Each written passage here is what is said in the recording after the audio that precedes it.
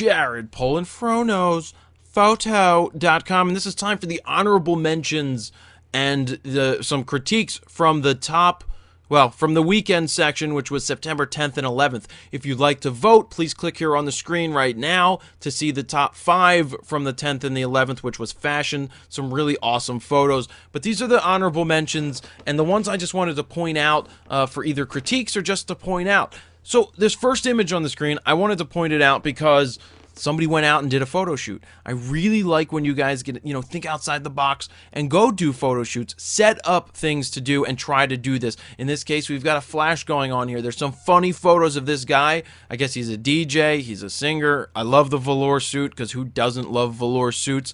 And he's just trying something. He's twirling the microphone and somebody popped the flash off and they got a cool shot. So, that's why I picked this one to point out, just for the mentality aspect of it. Let's move on to the next one. All right, I didn't pick this because of any other reason. I picked this for one reason, and that's because of the pants. I don't know how you wear pants like that. I don't get why you wear pants and they're kind of like tightened below your belt. Maybe I need to try it myself on a video and just like tighten my pants so that my boxers are showing, and that would be really cool. I'd be like, hey, what's up? I'm wearing a belt that's really tight around my pants. How do you go to the bathroom like that when the belt is right around the area where that hole is cut in the boxers? I don't get it. So I'm going to move on. That's the only reason why I took this shot. I like this image for the reason of the joy that was captured here. What a great photo this is to have. I didn't think it was strong enough for the top 5, but I just wanted to point it out because I thought it was well worth honorable mention and showing it because of the moment that was captured. The fun that the kid's having here. These are merry-go-rounds. I don't remember having a belt on a merry-go-round when I was a kid. Maybe we were just, it was the 80s, so maybe things were riskier. I just remember you could hold on, but who knows. Anyway, they belted the kid in. Cool shot. Not much more to say. I just love the expression on the kid's face.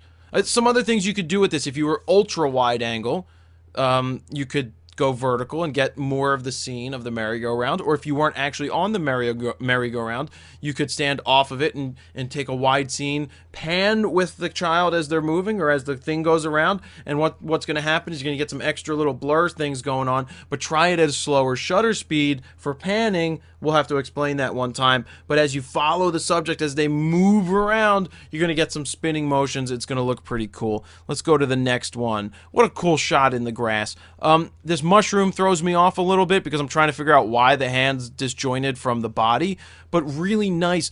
Getting down on the level of your subject is really, really important, especially when it comes to kids. She's laying in the grass. She's drawing whatever she's doing. She's writing. She's doing whatever. I love the blown out background with the tree and the picnic grove, because that's a picnic grove, because I can see a picnic bench.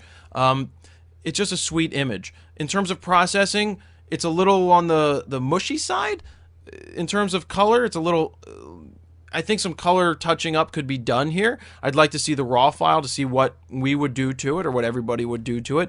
But I thought it was a shot worthy of definitely mentioning. I love how the grass, there's some grass that's in focus, and then everything starts to go out of focus as you go back into it. You can see the focus plane, the focal plane right here, because it's out of focus here, it's out of focus here, but it's in focus all the way across this plane. Great job. That's why I pointed this photo out. What I liked about this photo is that it said that I believe it's a male who's a photographer, that he got out to photograph with his son.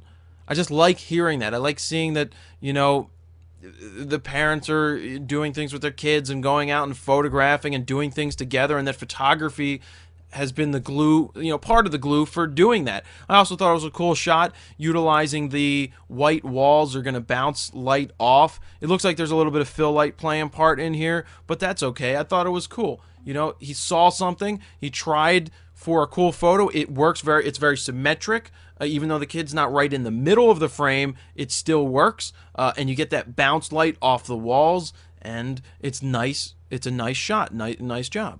So then we move on to this. Why did I pick this image out? Well, one, I feel this guy has dreadlocks, but that's not the reason. The only reason I picked, well, I like the frame. I like the blown out background. I like the composition. But the one reason I picked it out is that the lens hood is not out on the camera. I recommend always using the lens hood no matter what, in brightness and darkness and shadow and in snow and rain. Always use a lens hood. As soon as my lenses go on, lens hood, boom, it's out. Not just because it protects the lens, because I don't use filters. That's not my main explanation for why I use a lens hood. But the lens hood is going to cut down on stray glare and things like that. So if you're shooting, the sun is up here, you're not going to get lens flare. You're not going to get extra glare coming in, and your pictures tend to look a little thicker in my mind. So let's move to the next one. 3 ladies. All right. One thing I noticed over here, well, everything looks good down here, and I'm not saying that because it looks good down. I'm saying it looks good down there because it's contrasty. There's some contrast here. What happens here when you shoot in front of a window is that it's very difficult to get a nice contrast with this backlight without blowing out the rest of the scene. So you see how it's flat? It's flat because of the backlight. So if possible, try to use this window light as the front light. Turn the girls around. Okay. Put the girls on the other side away from the window and put your back towards the light. Let their face, let the light go into them, and then you're going to get a nice thick and contrasty photo, opposed to something that's harder to get because this is blown out. Also, try not to shoot the foot so close to the edge of the frame. That's just a thing, you could just work on that if you see that. But yeah, definitely put the girls on the other side of the room as much as possible, facing the window so that the light coming in is nice and contrasty, and it's going to be sweeter. Whereas this one could have been good if the light was right. Next image. Boom. So there were some really cool shots here. First things first, yeah, there were about 4 different shots of this girl out in the field. Really nice color, but I think it was slightly over-processed. Just a little bit too much processing for my liking. This one was one of the less harsher processed ones, but you can see the background, where the background was brought... No, background. There's a G in there. The background was brought out. It's a little too harsh for me.